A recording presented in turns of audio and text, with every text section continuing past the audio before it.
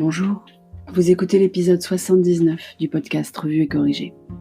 Cet épisode est tiré d'un billet du blog publié le lundi 11 mai. Il s'intitule « Ça s'est passé comme prévu ». Heureusement qu'il pleuvait. Nous y sommes. Le 11 mai est arrivé et avec lui son protocole de début de déconfinement. Ravalement de façade. Enfin, j'exagère. Petit Dom et Cher et Tendre ont été chez le coiffeur et j'ai pu enfin refaire mes ongles. Cher et Tendre aurait voulu que je mette de la couleur sur mes ongles, ce que je ne m'autorise généralement que l'été, quand j'ai le temps d'aller plus régulièrement la changer. Parce que la couleur, ça se voit quand les ongles ont poussé, contrairement à ma French habituelle sur fond transparent qui tolère quelques semaines sans entretien particulier.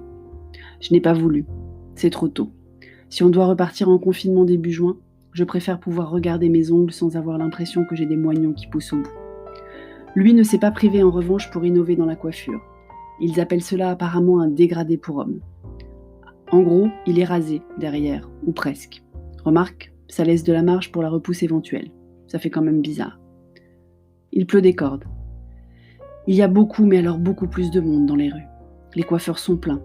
Les files d'attente devant certains magasins longues, au point que j'ai décidé de reporter ma visite dans la plus grande librairie indépendante d'Europe, Mola. J'irai en milieu de semaine, ou en click and collect. La plupart des gens sont masqués d'ailleurs. De toute façon, tous les magasins devant lesquels je suis passée imposent le masque à l'entrée.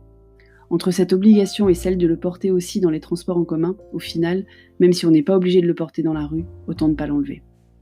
Le masque était obligatoire chez ma manucure d'ailleurs. Elles avaient installé des morceaux de plexiglas pendant du plafond, à 15 cm de la table, pour juste avoir la place de passer les mains. Parce que sans toucher les mains, c'est plus dur quand même. Elles sont masquées, gantées, il y a du gel hydroalcoolique partout, et on est censé être masqué aussi. En parlant de masque, vous avez vu le nombre de gens qui le portent mal ? Déjà aux infos, je m'étonnais du nombre de gens qui le portent sous le nez. Non seulement ça n'évite pas donc les sécrétions du nez de s'échapper, en plus ça les dépose pile poil sur le masque qu'on ne peut pas s'empêcher de toucher, remonter, ajuster, bref, c'est presque pire que sans masque, non ? Dans la rue et dans les magasins, c'est pareil.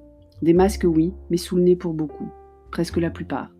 Enfin, je n'ai pas non plus compté précisément, parce que je devais jongler entre masque, parapluie, clope électronique, la raison pour laquelle je ne garde pas le masque en extérieur, et gel hydroalcoolique pour enlever et remettre le masque avant et après.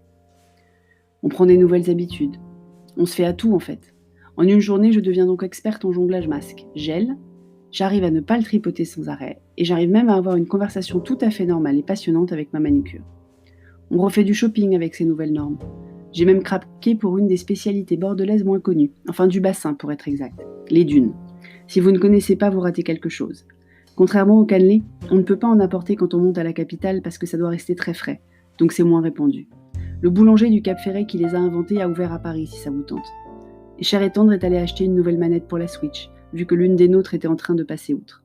Il a dû aller racheter des masques car après le coiffeur, celui de Petit Dom était trempé et la rue Sainte-Catherine n'est pas accessible sans masque. Oui, la rue.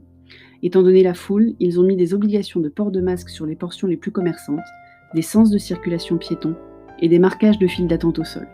C'est plus réglementé que ce qu'on a vu des images du métro parisien. Bon, ça change un peu quand même.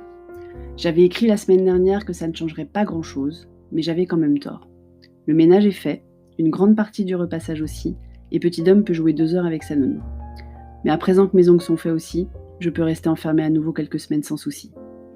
Merci de m'avoir écouté. Si vous écoutez sur Apple, n'oubliez pas de laisser des étoiles et surtout un commentaire. Et sur toutes les plateformes de balado-diffusion, abonnez-vous et partagez. À bientôt.